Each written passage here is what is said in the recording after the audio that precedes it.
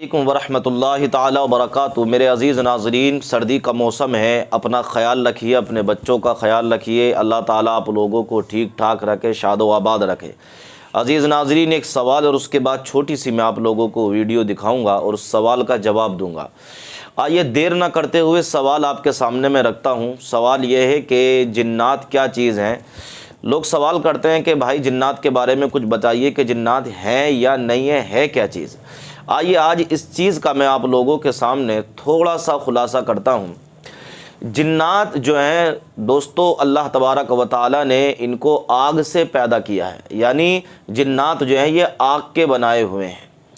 अज़ीज़ नाज़रीन, इनके अंदर ये सलाहियत है, अल्लाह ने ये सलाहियत इन्हें दी है कि ये अपनी सूरत को चेंज करके किसी दूसरे की सूरत में भी आ सकते हैं।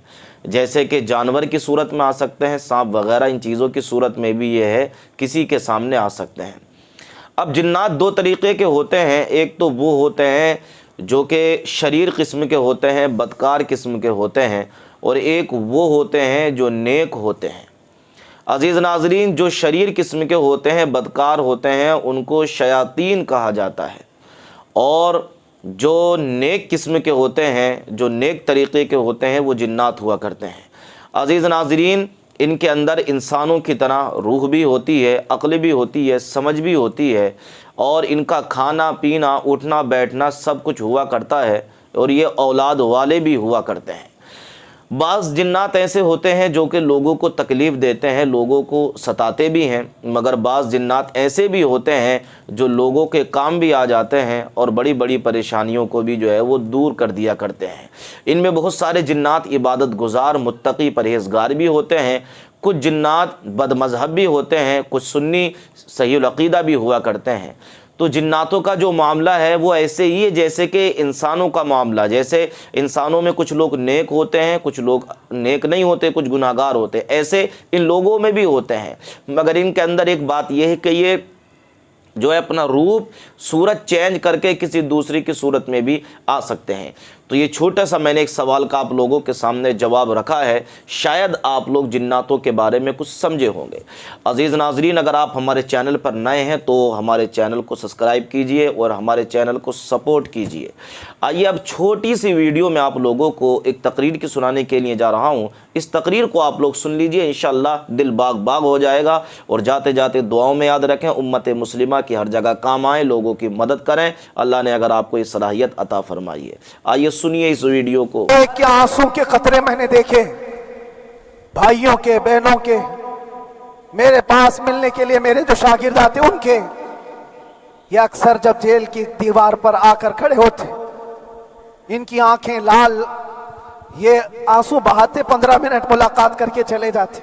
आपको क्या अंदाजा है अंदर के हालात, एक दिन एक साल के बराबर लगने लगता है, घुटते रहते। लेकिन एक बात का एहसास बार बार होता कि सारी मोहब्बतें एक तरफ है, लेकिन हम जिसके लिए खड़े हुए हैं उसकी मोहब्बत में कोई समझौता नहीं, उसकी मोहब्बत में कोई समझौता नहीं। ईमान इसी का नाम है, ला युमिनु अहदुकुम हत्ता अकूना अहब्बा इलैहि मिन वालिदिही व वलदिही वन्नासि अजमाइन। तुम में से उस वक्त तक कोई पूरा मोमिन नहीं हो सकता जब तक के अपनी औलाद, अपने माल दौलत, अपने माँ बाप, सबसे ज्यादा अपने रसूल से मोहब्बत ना करें।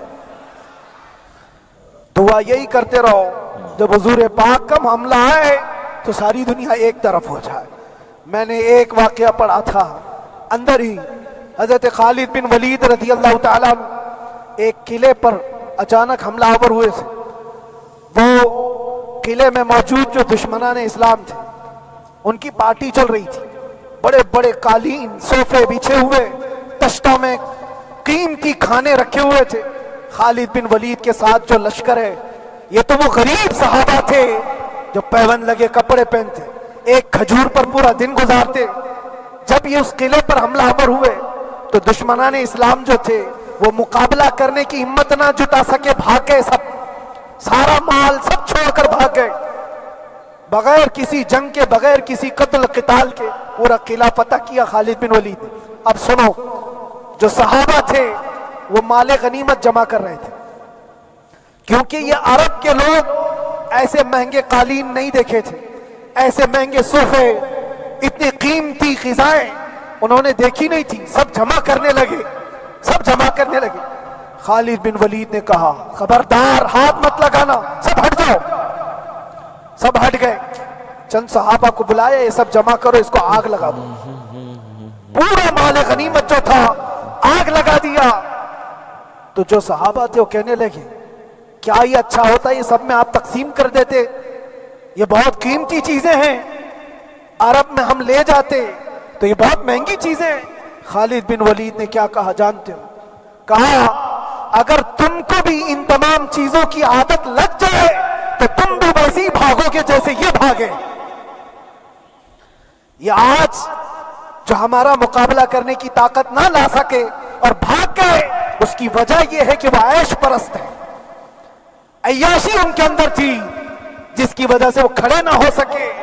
और जब जब ये अय्याशी आएगी तुम खड़े नहीं हो सकोगे, खड़े नहीं हो सकोगे। आज मैं यही बात दोहराना चाहता हूं, जो बहुत बड़े चेहरे लेकर बैठे हुए हो, वो सियासी असर और रसूख रखने वाले भी कंफर्ट जोन में रहना चाहते हैं। मैं चंद लोगों को छोड़ कर कह रहा हूं, अक्सर का हाल ये, सोचते हैं कि हमारे इस दायरे से निकलेंगे तो हमारा ऐश खतरे में आ जाएगा, घर बार खतरे में आ जाएगा। ये दुनिया की मोहब्बत इंसान को बुज़दिल बनाती है, बुज़दिल बनाती है। इसलिए मेरे अजीजों, आप जब कभी ये बात आए, एक तरफ मेरा पूरा खानदान, एक तरफ मेरे ऐश की जिंदगी और एक तरफ रसूल पाक की इज्जत का मामला, तो आप मुझे बताओ, आप किस बात का फैसला लेंगे? इसी बात का फैसला लेना होगा नबी पाक सल्लल्लाहु ताला अलैहि वसल्लम की इज्जत की खातिर। तुम्हें इस बात का फैसला लेना होगा, अपना सब कुछ गुंबद खजरा कल भी था आप, मेरे नबी से मेरा रिश्ता कल भी था आप, और बतला दो गुस्ताखे नबी को, गैरत सुन्नी जिंदा है, उन पे मर मिटने का जज्बा कल भी था आप। बस ये जज्बा बाकी रहे। हम किसी को लड़ने के लिए, मरने के लिए, मारने के लिए मैदानों में उतारने की बात नहीं करते। मैं अक्सर अपनी तकरीरों में कहा करता हूं, या आपसे पहले भी किया, अगरचे मेरी तकरीरों को डाइवर्ट किया जाता है, आज भी बहुत लोग होंगे, बल्कि आज मदनपुरा का ये पहला जुमा है। मुझे अंदाजा है पूरा हिंदुस्तान नहीं, बाहर भी सबकी नजरें इस पार है कि आने के बाद ये क्या बोलता है, आने के बाद ये क्या बोलता है। सब इसी इंतजार में है। मैं सबको एक ही मैसेज दूंगा, आने के बाद वही बोलेगा जो पहले बोलता था।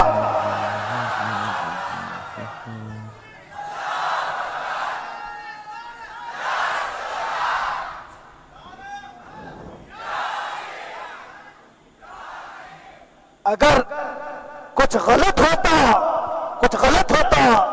तो हमारे इस मुल्क के अजीज हिंदुस्तान की सबसे आला अदालत ये नहीं कहती कि इनके स्पीच में कोई हेट मसला नहीं है,